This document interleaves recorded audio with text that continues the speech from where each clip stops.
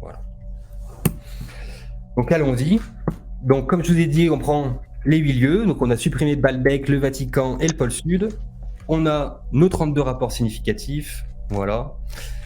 Donc le taux d'erreur, donc j'en ai pas trop parlé, mais on a vu avant plusieurs configurations, etc. Je pense que le plus cohérent finalement, c'est d'utiliser celui-là. Voilà, tout simplement.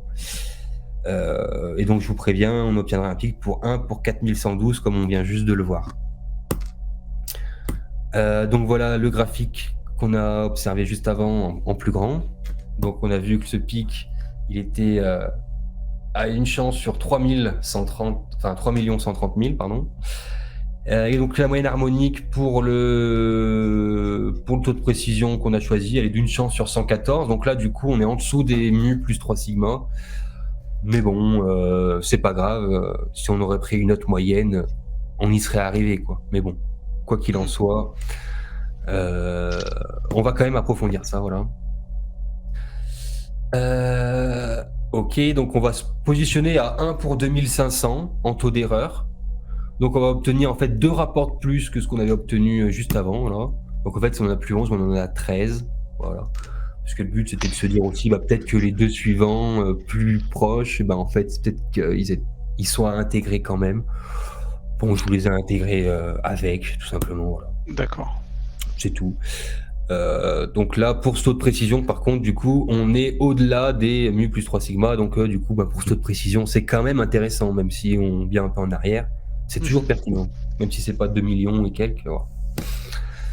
Donc allez, on va les faire un par un. Donc je vous propose le premier, du coup, comme étant 1,11111. Donc là, du coup, c'est le rapport 19e. Donc là, si on va sur l'Atlantator, on va se rendre compte que ce rapport, c'est pôle Nord Angkor-Wat divisé par pôle Nord Atlantide. Donc là, ça a une première qualité, si je puis dire, c'est que déjà, c'est un triplet. Ce qu'on peut appeler un triplet, en fait, c'est qu'on utilise seulement 3 sites pour faire les rapports, puisqu'on utilise un site 2 fois, le pôle Nord. Voilà. Donc, c'est... j'ai envie de dire, c'est plus qualitatif, déjà. Enfin, c'est assez qualitatif. Donc, je vous mets les distances en mètres, et puis je les convertis, du coup, en paume royale, puisque c'est les unités égyptiennes, qui nous intéressent.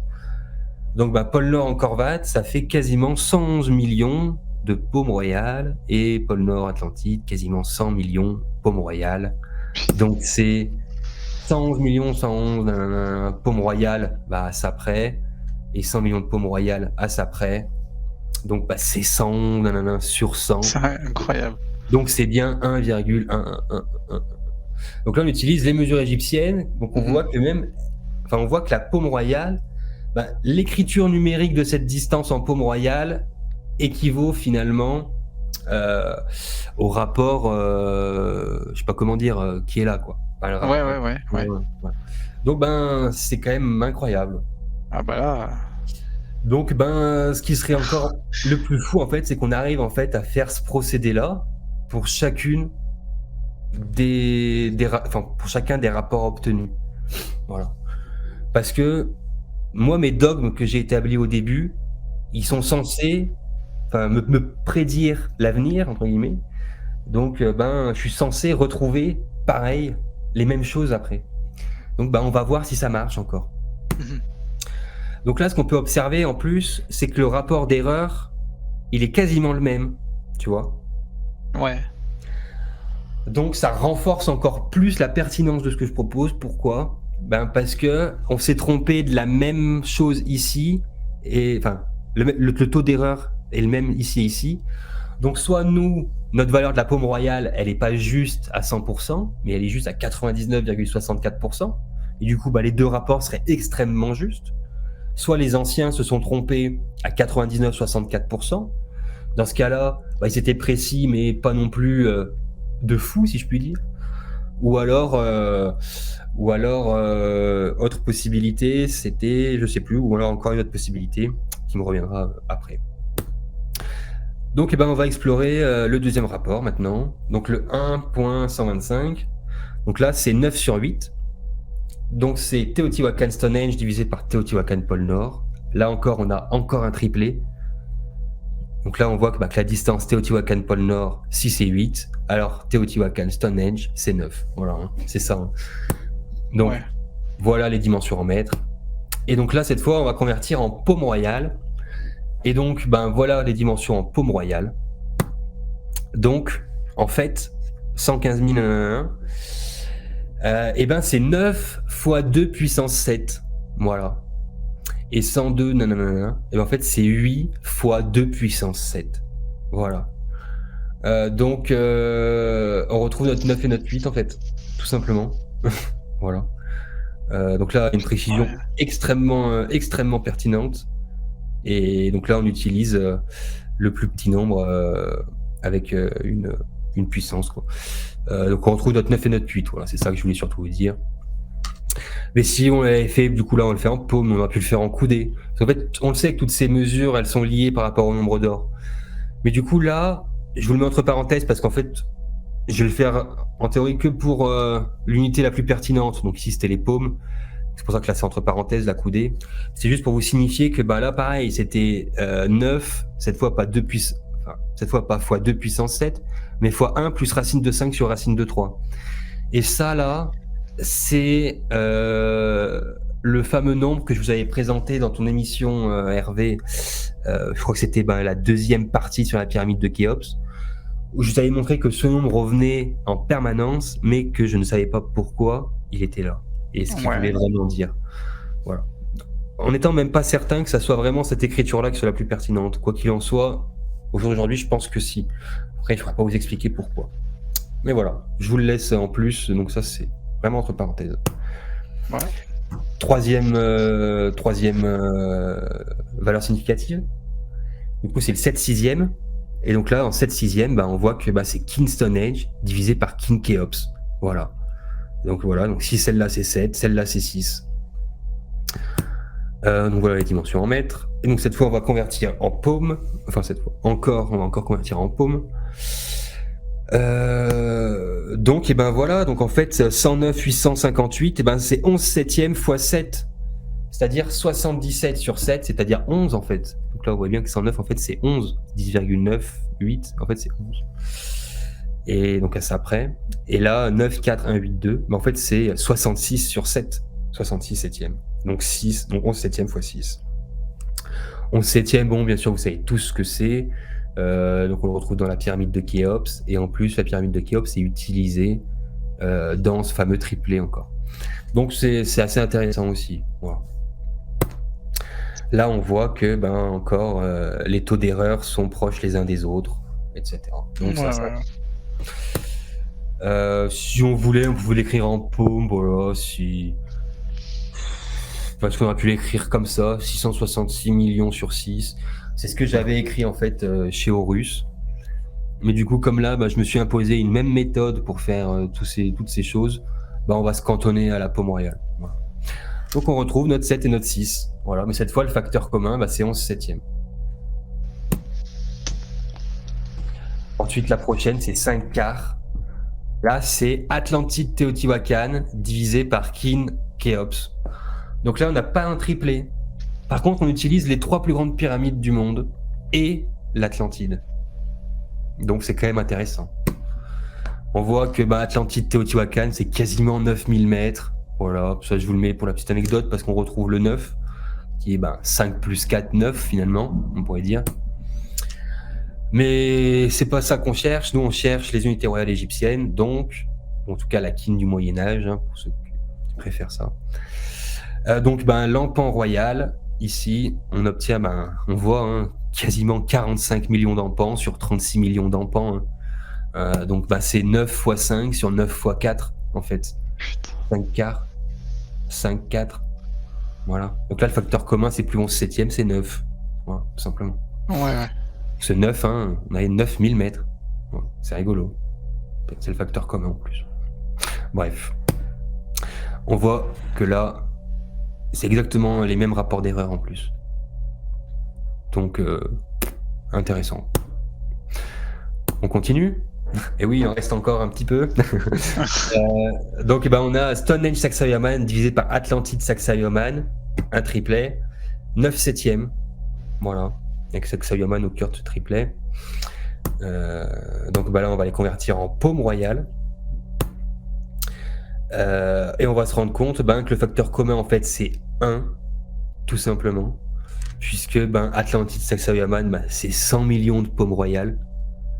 Donc, Son Sacsayhuaman, forcément, c'est 9 septièmes, quoi. Voilà. Fois 1, le facteur commun. J'aurais pu réécrire. Voilà. Ok. Donc, Ah, là, pas le problème. Là, si vous voulez, j'ai pas sélectionné les valeurs, là, hein, les quantités, les valeurs obtenues, je les ai pas sélectionnées, en fait. Hein. C'est le logiciel qui me les a données. Moi, après, je suis juste allé voir. Donc, j'ai pas sélectionné les données que je vous présente. Là, il n'y a pas de cherry picking pour le coup. Donc, c'est pour ça que c'est assez pertinent. On continue.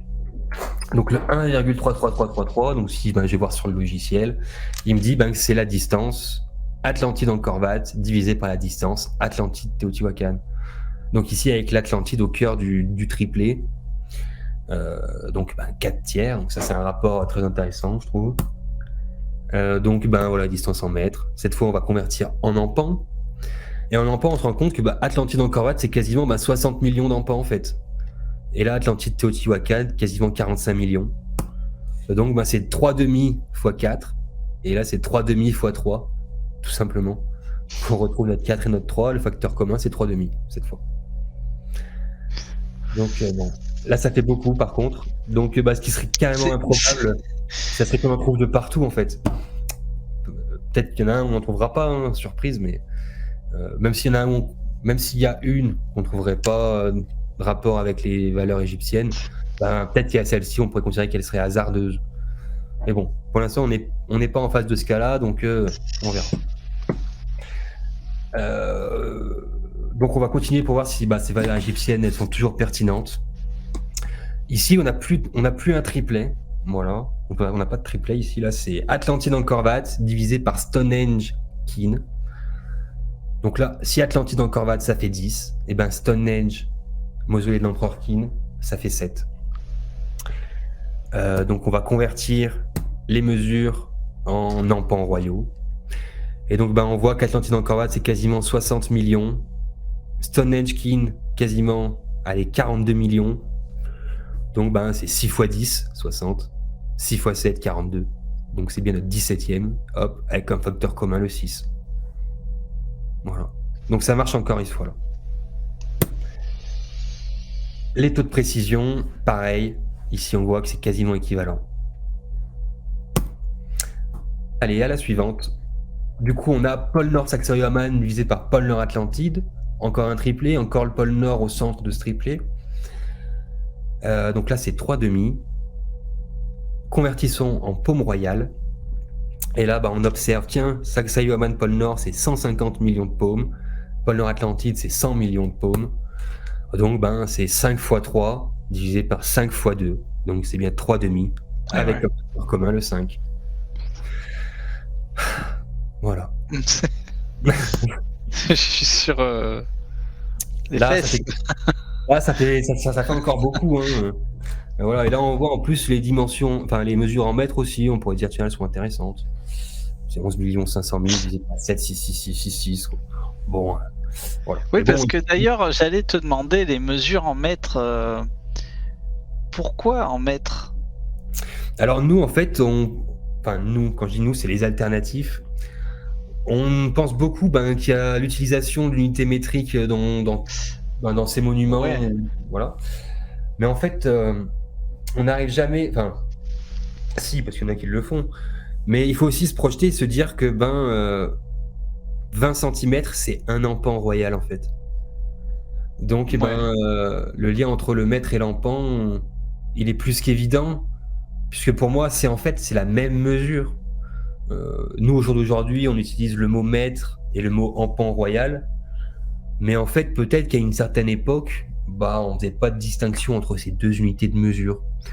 Ainsi, finalement, le mètre peut être assimilé à l'ampan, qui lui-même fait partie de la Keen royale. Donc finalement, mètre et l'unité royale égyptienne, en l'occurrence, on parle souvent de la coudée, mais plus particulièrement l'ampan, finalement, on voit qu'elles sont en correspondance totale, quoi.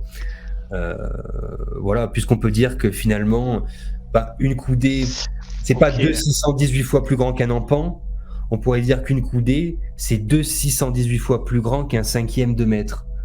Donc tu vois, on peut Ouais, faire après des liens en permanence comme ça. bien sûr, Donc, bien est-ce que sûr. le mètre était finalement connu? Ben oui, mais on l'appelait pas le mètre, et c'était peut-être pas un mètre, peut-être que c'était que 20 centimètres, et on appelait ça l'empan royal. Donc tu vois, au final, quand on dit qu'ils utilisaient le mètre, ben c'est ni vrai ni faux. Ou alors on peut dire, bah, c'est vrai et c'est faux en même temps.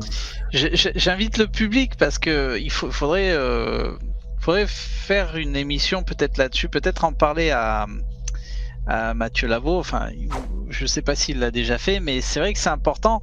On avait un peu creusé enfin, c'était surtout Jérôme, il avait un peu creusé le sujet quand on a fait la première émission sur la Grande Pyramide. Donc c'était avant toi, c'était avant toi Yann, Avant, oui. et justement il déterminait comment aurait pu apparaître le maître, parce que bon, il y a bien un commencement quelque part, hein, c'est un truc de fou. Donc Mhm. effectivement, il est important de savoir différencier, hein, les unités de mesure, mais faudra faire une émission là-dessus. Ouais, Ouais, moi je connais des alternatives, par exemple, bah, qui disent que, enfin, qui présupposent, qui pensent que le mètre a pu être déterminé aussi, notamment par rapport au temps, donc au balancement du pendule, ou ben la dot qui parle aussi, tu te souviens de la goutte d'eau. mais je n'osais pas le dire, mais oui, oui, je me souviens très bien de la goutte d'eau de Fémi. Voilà. Mais Mais moi, tu vois, là, ce que je vais te présenter, enfin, ce que je te propose comme théorie, c'est ben, l'empan royal a été déterminé en fait par rapport aux dimensions de la Terre, puisque la dimension pôle Nord, pôle Sud, ça fait 100 millions d'empans royal. Voilà, c'est tout. ouais. Hmm. Donc ça a été basé sur la Terre, pour moi. Voilà. Comme le maître, on a essayé de le rebaser sur la Terre, justement pour retrouver finalement l'empan royal, entre guillemets. Oui, oui, oui, oui, oui. Mais voilà, pour moi, le point de référence des unités de mesure égyptiennes, du coup, bah, c'est la Terre, évidemment, Ouais. puisque un empan, c'est 20 centimètres. Oui, Et oui, donc, oui, oui. c'est 20 000 kilomètres, pôle Nord, pôle Sud, bah, du coup, c'est 100 millions d'empans, fois 5, voilà, tout simplement. Et Donc oui, 100 mais millions d'empans, c'est bien si on veut découper la Terre, on la découpe en 100 millions de parties. C'est bien, non? Enfin, je sais pas, tu vois ce que je veux dire?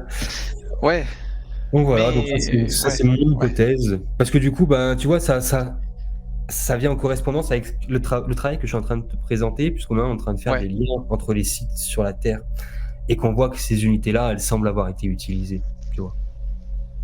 Donc c'est intéressant. Il y a pas de doute, il y a pas de doute, mais bon, c'est le commencement, quoi. Je sais pas comment. C'est.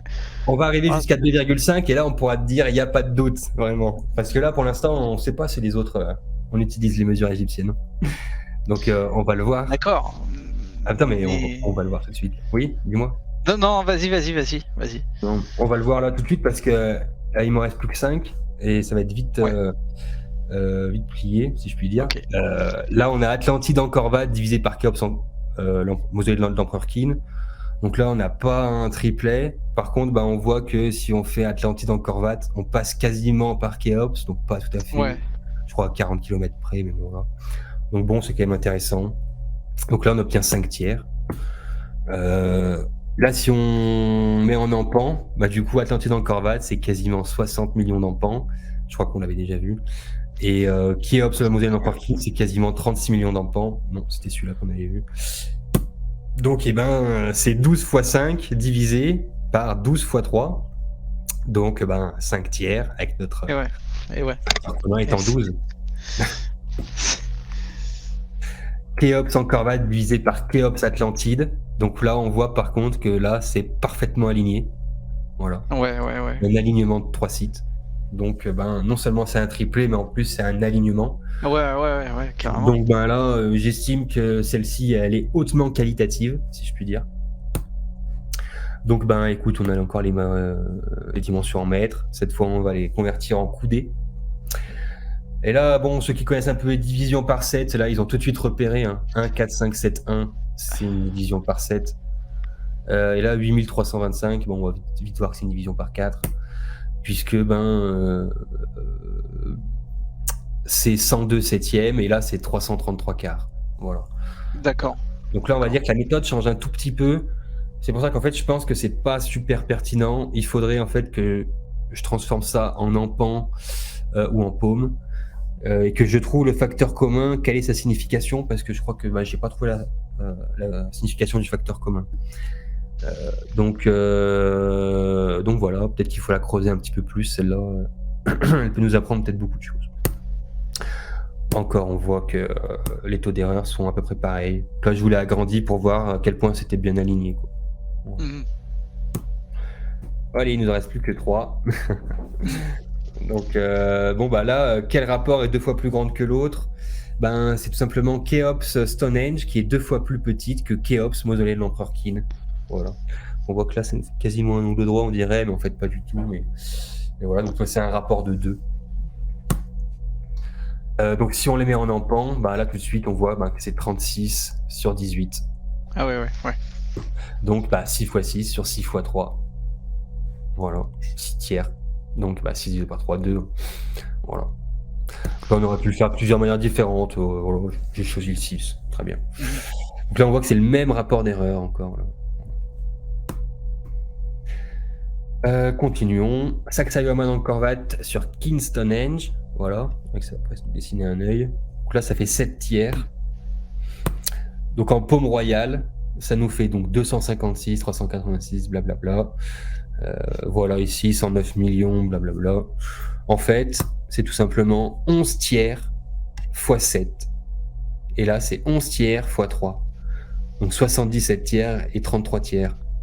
Voilà, parce que là, c'est quasiment 11. Hein. Oui. Donc, encore facteur commun, 11 tiers. Tout à l'heure, c'était 11 septièmes. Tiens, c'est rigolo. Et là, 2,5.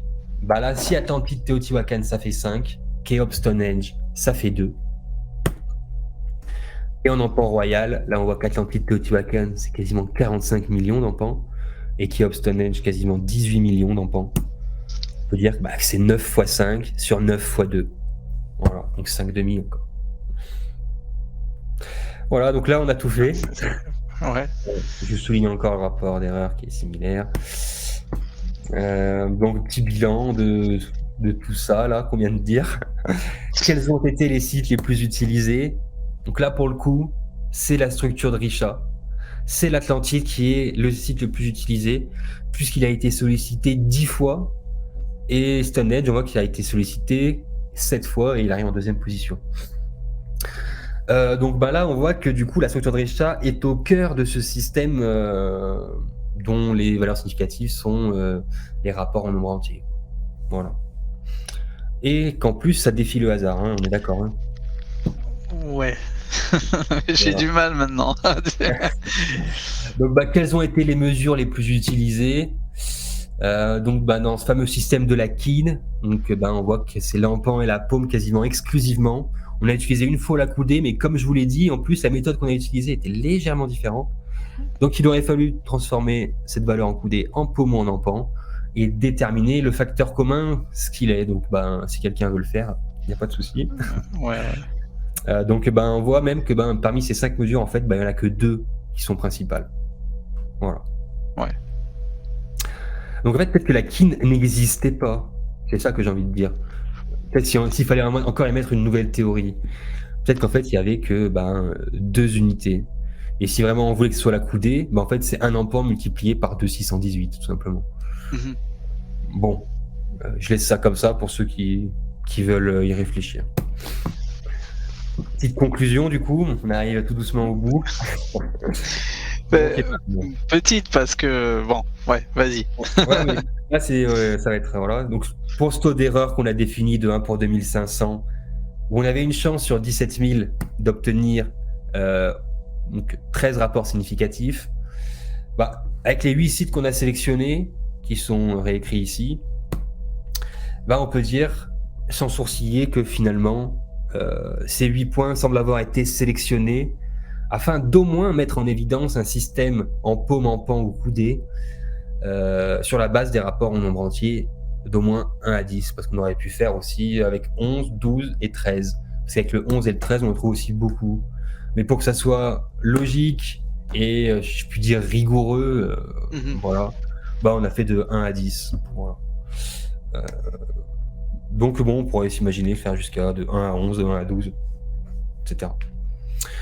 Peut-être qu'on trouverait encore du coup d'autres rapports et voir si on trouve la coudée de l'empan, etc., etc.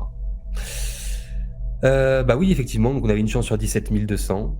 Mais je rappelle quand même que si on prend les 11 rapports les plus précis, on avait quand même une chance sur 3 200 000 d'en obtenir autant. Donc c'est ce qui fait que c'est ultra pertinent, parce que si on faisait un tirage aléatoire tous les jours, donc avec 8 sites, 1 pour 2500, hein, il nous faudrait attendre 8500 ans pour en obtenir au moins 11. Oui, pour... je me suis trompé. Oui, donc non, c'est pas pour taux de précision, hein, c'est pour... vous l'avez compris. Ouais. Bon, tout ça pour dire que voilà, il nous faudrait 8500 ans pour en obtenir au moins 11, quoi. Donc vous pouvez déjà commencer à essayer de faire des tirages aléatoires pour essayer d'en obtenir au moins plus, mais voilà. Et voilà. Ouais. Ah ouais, tu nous laisses un peu comme la fin d'un Marvel sans suite.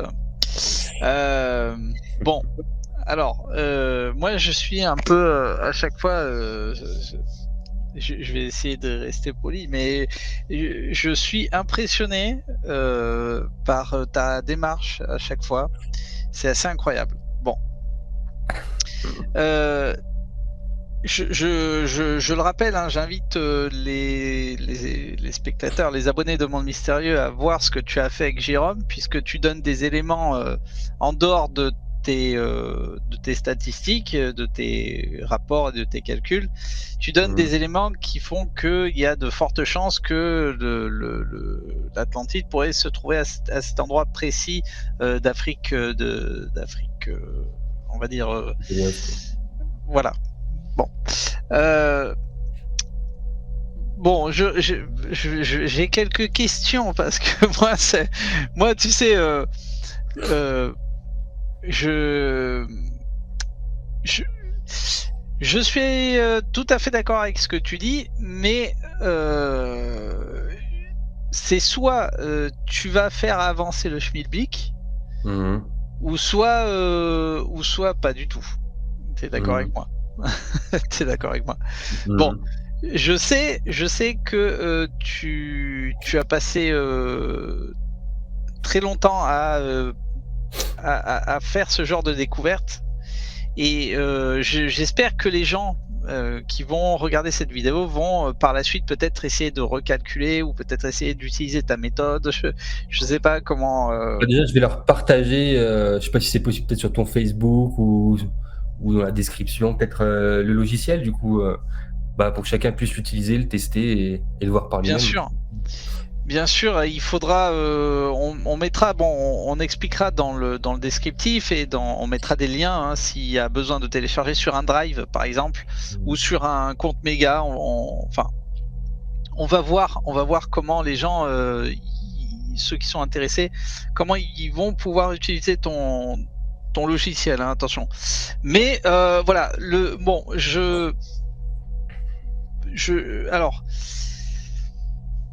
moi quand je vois ta démarche, je me dis, parce que je suis toujours surpris, et je sais que tu vas encore faire des découvertes par la suite, mais je me dis Yann, comment ça se fait qu'on n'y ait pas pensé avant à ce genre de, tu vois. Moi j'ai mes réponses, hein. Mais moi je pense déjà que comment un historien ou un statisticien ou puisse se lancer dans une démarche pareille, parce que les présupposés sont aberrants. Comment est-ce qu'on peut relier des pyramides ou d'autres sites sacrés, justement, qui n'ont rien à voir les uns avec les autres, que ce soit en termes d'époque de construction ou des peuples qui y ont habité? Déjà, mettre en relation des choses comme ça, déjà, ça n'a aucun sens, a priori. Tu vois ce que je veux dire? Donc, forcément, qui va se lancer dans une démarche pareille? Ensuite, il y avait la complexité de la chose. Comment est-ce qu'on va faire pour savoir la moyenne des rapports significatifs si on ne les tire pas au hasard? Et pour le faire, il faut employer toute une méthode. Et finalement, c'est pas si simple. Moi, ça n'a pas été tout beau, tout rose pour faire ce logiciel, du coup, pour pouvoir faire une statistique. Déjà parce que je suis pas formé de base aux statistiques, déjà on va le dire. Et au début même, je peux vous le dire, j'ai utilisé par exemple la méthode de Bernoulli. Donc par Mhm. exemple, et puis je me suis rendu compte que dans les tirages aléatoires, ça collait pas tout à fait à la réalité. Il y avait une légère différence. Et donc je me suis questionné comment est-ce qu'on va. En fait, c'est plein de questions, plein de problèmes, et il faut que quelqu'un veuille se les poser et veuille affronter tous ces problèmes. Tu vois ce que je veux dire? Et Ouais, ouais, quand ouais, bien même il y a sûr. des problèmes qu'ils puissent pas vraiment surpasser, et moi j'ai quand même accepté de faire avec. Tu vois ce que je veux dire? Mhm. Que quelqu'un aurait abandonné du coup. Donc ça fait qu'on n'a pas forcément entrepris d'études statistiques vraiment sur la planète. Après, il faut savoir que Quentin Leplat, par exemple, avec Pierre Coucy, il me semble, avait élaboré un logiciel un peu comme le mien, si tu veux, mais en version Ouais. beaucoup plus simple, pour justement calculer la probabilité d'obtenir autant. euh, alors eux, c'est par rapport au menhir, et donc c'était par rapport aux angles, pour obtenir des modules de bicarré, triple carré, quadruple carré. Donc non, il y a quand même d'autres alternatives qui sont influencées un petit peu comme moi par, si je puis dire, l'idéologie scientifique, voilà, même si on n'y appartient pas, qu'on produit pas un contenu qui appartient à ce cadre-là, on est quand même fortement influencé. Donc il y a plein de types d'alternatives. Donc certains plus influencés par tel domaine, telle idéologie que d'autres. Et d'autres, inversement, ils sont peut-être plus portés, justement, plus spécialistes de Platon, du coup, alors que moi, peut-être pas du tout. Donc, eux, ils pourront mieux m'expliquer, voilà. Donc, ils vont prendre le problème sous un autre, tu vois, sous un autre angle, tout simplement. Donc là, c'est un Mais angle particulier. J'ai on décidé de voit prendre. quand même que ton rapport. Alors, rappelle-moi, si j'espère ne pas dire de bêtises, mais ton rapport d'erreur est très faible. Je sais Mmh, pas si on peut le dire comme ça. mmh, mmh. Donc, je me dis, par rapport aux écrits de Platon, enfin, moi, je m'y retrouve. Tu vois, si on se base sur les écrits de Platon, moi, je m'y retrouve. Mmh. Puisque c'est totalement ça, quoi. Après, bon, heu, pour moi, il y a pas de doute. Il y a même si on parle pas d'Atlantide, il y a quelque chose qui est à cet endroit que tu as montré, plusieurs fois en Afrique. Heu, alors il y a, tu l'avais, expliqué chez Jérôme, donc il y a un autre youtubeur et une autre chaîne qui avait, c'est une personne qui a été sur place, qui c'est bon, à la limite on mettra le lien, mais Mmh. c'est assez incroyable, ce qu'il trouve. Donc on c'est vrai que ça donne envie d'y aller, de vérifier sur place et cetera. Mais même si on parle pas d'Atlantide, il y a bien quelque chose qui est parti de là-bas parce que, heu, suite à ta démarche qu'on vient de voir, il y a bien un cheminement, je sais pas comment on peut dire ça. Je sais pas comment, il y a bien une comment on peut dire ça? Il y a une connexion, un truc, il y a quelque chose qui est parti. Par contre, quel est le comment comment je peux dire? Ça serait quoi le délire en fait? Ça serait parti de là et ça se serait éparpillé ou c'est l'inverse? Mmh. Alors moi, du coup, avec les heures et les heures et les heures de questionnement que je me suis fait sur tout Mmh. ça là. Ouais, Alors, on va partir du début déjà. La première question que tu soulevais, est-ce que c'est l'Atlantide? Est-ce que ça pourrait pas être autre chose, finalement? Donc, il y en a qui. Bon, moi, j'ai discuté avec d'autres alternatives. D'autres qui m'ont dit, moi, je pense pas que ça soit l'Atlantide. Par contre, je pense que cette structure géologique est ultra importante, euh, justement, dans ce maillage. Et on proposait, par exemple, d'intégrer le mont Everest, donc d'autres structures géologiques extrêmement importantes de notre planète, tu vois. Et ouais, donc, c'est-à-dire, on a relié non seulement des sites sacrés entre eux, mais aussi des structures géologiques importantes entre elles. Voilà. Ça peut être une théorie. Et donc, la structure de ouais, Richat, c'est une structure géologique importante. On pourrait juste s'arrêter là. D'autres qui m'ont dit, en fait, la structure de Richat, ça pourrait être le jardin d'Éden. Ou en tout cas, parce que Hercule, quand il est allé cueillir les pommes d'or du jardin des Hespérides, donc le jardin des Hespérides, a priori, se trouverait en bas des monts, enfin, des montagnes d'Atlas, puisqu'il oui, va voir Atlas et puis il porte la voûte céleste dans le mythe, etc. Voilà. Ou bien c'est rien du tout, c'est possible aussi. Ou bien c'est l'Atlantide, comme je le propose, tout simplement par la ressemblance. En fait, c'est ça. Donc oui, à l'intérieur de notre tête, on peut se faire plein de, tu vois, plein de, comme on dit, de cotes pour Alors, chacune des issues possibles. je suis d'accord, mais quand tu regardes ce que tu as présenté sur la deuxième partie avec Jérôme, il y a un schéma, alors il y a un dessin qui ressemble, mais c'est cette structure, quoi. Ah C'est oui, oui. carrément la structure. Tu regardes, on dirait que c'est un peu en relief, ou tu vois, mais c'est carrément cette structure. Donc il y a pas de doute, il y a eu quelque chose là. Enfin, les cercles qu'il y a autour, tu sens que ils sont réguliers, ils sont pas irréguliers. Tu Mm. vois ce que je veux dire? C'est pas Mm. comme si ça formait une spirale ou quelque chose comme ça qui a été formé géologiquement. Tu sens Mm. qu'il y a une séparation qui est à égale distance. Bon, il faudrait peut-être analyser des photos aériennes ou je sais pas. Mais Mm. il y a bien eu quelque chose à cet endroit. Euh, Si cet endroit a été englouti, parce que voilà, tu l'expliques bien, ça aussi chez Jérôme, il faut remonter dans le temps. Donc Mm. il faut s'imaginer avec de la verdure, avec voilà, des champs, des arbres, des animaux des pâturages, etc. Mm. Mm. Mais si donc inondation il y a eu, ou je sais pas moi, qu'est-ce qu'il y a pu avoir, Ah, tsunami, a priori, moi, c'est ce que je propose. Ou voilà, météorite, ou voilà. tsunami, météorite. Alors là, on en revient. C'est marrant parce qu'on en revient à des récits de l'île de Pâques Mm. Mm. qui parlent qu'un morceau. Alors si je me trompe pas, c'est un morceau de Vénus qui aurait tapé la Terre. Tu vois. Donc il s'est passé quelque chose, c'est clair. Il s'est passé quelque chose. Maintenant, si quelque chose il s'est passé, donc est-ce que ces sites qui sont connectés, donc on l'a vu, et il n'y a pas de doute, ont été comment ils sont partis de là? Ou est-ce l'inverse? Ou Mm. est-ce tu vois, c'est Pour moi, du coup, ils sont partis. Alors, j'ai un peu évolué du coup par rapport à la mission que j'avais fait chez Jérôme. chez Parce que Jérôme, ouais. là, bah, du coup, il faudrait revoir un peu ce que je vous ai présenté. Mais par exemple, pour moi, c'est bah, Richard en premier, Kéops en deuxième, forcément. Parce que, après, au début, je me suis dit ça parce que du coup, c'était pas la même méthode qu'on avait utilisée pour justement Atlantide Kéops, où ça faisait 8325 coudées. Enfin, 8 325 000 coudées. Et je pense que c'était le premier. Et le deuxième, c'était Angkor-Wat. Voilà. Donc ça faisait Risha, Kéops, D'accord. Angkor-Wat. Et pendant qu'ils sont partis à Angkor-Wat, pour moi, ils sont allés à Stonehenge. Ils ont fait Stonehenge, en fait, en même temps. En fait, c'est un peu compliqué. Et puis après, ils sont allés à Keene et ils ont fait Teotihuacan en même temps. Et Sacsayhuaman, du coup, je saurais pas trop où le situer, mais soit ça arrive à la fin, soit ça arrive, je sais pas. Mais Ouais.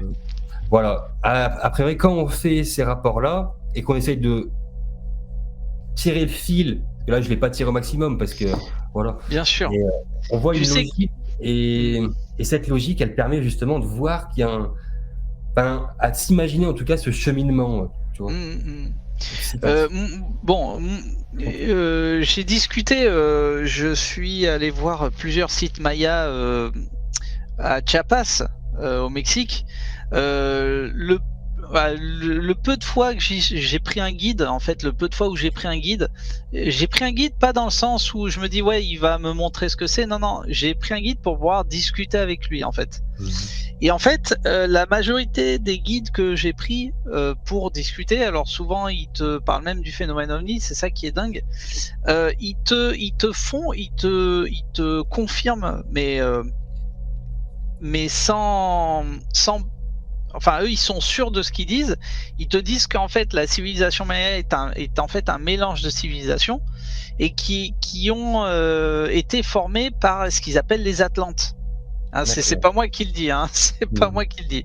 Apparemment, dans certains tombeaux royaux mayas, il y a eu comment je peux te dire ça? Il y a eu des représentations dites égyptiennes aujourd'hui, enfin qui pourraient être des déesses égyptiennes ou enfin voilà ce que tu veux, qui ressemblaient à l'Égypte ancienne. Attention, mais pour eux, ils te le disent formellement, ça vient des Atlantes. Bon, la connaissance, en fait, si tu veux, le savoir-faire, le fait d'établir des pyramides et des temples, ça vient. C'est eux qui le disent, c'est pas moi. Hein, c'est voilà. Donc, ça confirme encore une fois tout ce qu'on vient de voir et tout ce qu'on pense depuis des années. C'est incroyable. Il faut savoir aussi que du côté du Japon, mais même de la Chine, il y a aussi des lieux où il y a des constructions mégalithiques. Il y a j'ai vu ça il y a pas longtemps, il y a carrément des genres de temples avec des pierres assemblées comme tu vois par exemple à Cusco ou enfin c'est un truc de fou. Donc tu dis mais personne n'en parle, enfin c'est un truc de fou. Donc ouais, c'est C'est un gros dossier, oui. c'est ouais là comme tu dis, on avance sur tout ça, mais J'ai le sentiment que voilà, on avance petit à petit quand même. Parce oui, que moi, après certes. mes vérifications, j'aurais pu dire à la fin, eh ben non, du coup, on n'obtient pas du tout une probabilité importante, donc finalement, ça aurait pu être rejeté. Parce que moi, à la base, honnêtement, ce que je pensais, enfin, au début, je le pensais pas, mais au fur et à mesure que je le faisais, je pensais qu'en fait, j'allais en fait démonter tout mon travail, de me dire, bah en fait, tu vas te rendre compte que la probabilité d'en obtenir autant, en fait, elle était pas si importante que ça, etc. Donc, si tu veux, j'y suis allé de la manière la plus rigoureuse parce que je voulais voir, ben, vraiment si ça marchait ou pas, quoi. C'est pour ça que j'ai demandé à d'autres de valider des mesures significatives, ou d'en rajouter, ou de me les corriger. Est-ce que ça te va? T'en enlèverais Bien sûr. une, pas celle-là. Bien Donc, sûr. j'ai essayé de faire au mieux, si je puis dire. Et donc, bah, le problème, c'est que maintenant, bah, résultat inverse, du coup, bah, maintenant, je suis encore plus convaincu de ce que je racontais avant, quoi. Bah carrément, Bon, carrément. du coup, bah, Euh, on va encore approfondir, écoute. écoute, ok. Hein. Euh, franchement, alors moi je t'encourage à continuer ta démarche, ta recherche, puisque pour moi, enfin je pense que Jérôme a dû te dire la même chose. Tu as mis la main sur quelque chose qui, pour moi, va faire avancer le schmilblick, comme on dit, va faire avancer la cause. Je pense que comme d'habitude, il y en a beaucoup qui vont essayer de vérifier, peut-être qu'ils vont certains vont y arriver, peut-être certains vont aller plus loin et peut-être certains vont pas y arriver. Donc, bien évidemment, si certains n'y arrivent pas ou bloquent, je les invite à me contacter ou à te contacter toi, bien évidemment. Donc, on remettra peut-être un mail voilà, qui permettra aux gens de te contacter si besoin. Mais pour moi, c'est incroyable. Et je me dis, mais comment ça se fait qu'on n'y ait pas pensé avant? C'est tout. Voilà, c'est. Bah, c'est du temps aussi, hein. Ouais, je le vois, je le vois et j'en suis conscient. J'en suis conscient. Donc tout le monde n'a pas Mais forcément, hein, ouais, et pris le je temps. comprends. Mais bon, écoute, bon, ben affaire à suivre. Alors du coup, du coup, Ouais. affaire à suivre. Bah Ce là, qui oui, est assez. je vais pour te dire un truc, hein. Ces rapports en nombre entier là que je viens de conclure avec ça là, hein, ben j'ai découvert ça il y a 3-4 jours en fait, tu vois. Donc, D'accord. donc c'est tout frais quoi. Donc peut-être que dans Ouais, une ouais, semaine, bien j'aurai trouvé sûr. encore quelque chose de plus pertinent. Enfin, ce que je veux dire, c'est que ça avance. Là, je suis en train. Bon, même si ça ressemble à une démonstration, voilà, c'est aussi finalement enfin, la mise à jour ou en tout cas mes recherches en l'état où j'en suis maintenant, quoi. Voilà. Mmh. Donc, ben, c'est pas du tout figé, hein, ça évolue de jour en jour, en fait. Donc, Bien sûr, et avec les bien sûr, retours que ben, tes auditeurs vont pouvoir me faire, ça va me permettre d'évoluer encore dans telle ou telle bien direction. sûr, Donc, c'est intéressant. bien On sûr. avance. On avance, de toute façon, de toute façon, on avance. Ça, je suis d'accord avec toi. On avance.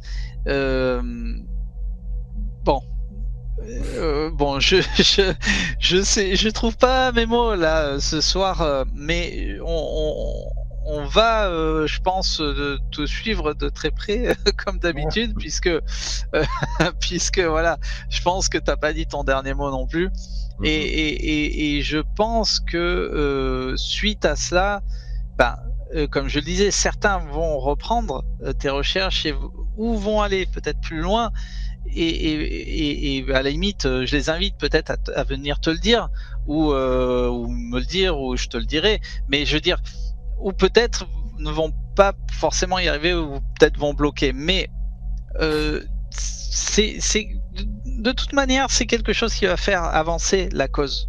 Voilà. Donc bon, euh, c'est super passionnant. Je te salue ton travail de dingue et je t'invite à poursuivre tes recherches parce que finalement, il y a encore beaucoup à dire, je pense, sur tout ça. Bon. Euh, bon, tout sera dans l'explication pour tout ce qui est lien, mail, etc. pour contacter Yann ou télécharger son logiciel. Ne vous inquiétez pas, tout sera dans l'explication des vidéos. Et puis, bah, Yann, voilà, dis-moi, n'hésite pas si tu as encore quelque chose à rajouter. Bah écoute, j'ai hâte de faire de nouvelles découvertes pour revenir te les présenter et vous les présenter à tous parce que ouais, comme tu as dit, on avance donc ben ça suppose que ben en fait des nouvelles découvertes, on revient en arrière, etc. Donc ben il y aura forcément un bilan à refaire dans un certain temps, quoi. Bien sûr, ouais, ouais. Bon, écoute, de toute façon, ben, comme pour Jérôme, comme pour d'autres chaînes, tu sais que tu es le bienvenu dans Monde Mystérieux. Hein, t'es un habitué maintenant. Et voilà, on sera là si vraiment tu en fais encore des découvertes. Et en tout cas, tu as mis la main sur quelque chose d'incroyable, encore une fois. On espère que tu vas trouver encore d'autres éléments qui vont t'amener encore plus loin et bien évidemment, on verra jusqu'où ça va t'amener tout ça. Mhm. En tout cas, je te remercie Yann pour cette nouvelle intervention Ben, dans Monde merci à toi de Mystérieux. m'avoir reçu. Ouais. Ben c'est normal, c'est plus que normal. On pense que qu'il était important que les gens comprennent ta découverte et essayent de voir ta démarche, voilà, comment tu en es arrivé là. Donc, on verra dans les mois à venir. On te réinvitera si besoin. Voilà, il n'y a Allez, pas de top. souci. Il n'y a pas de souci. Bon, merci Yann.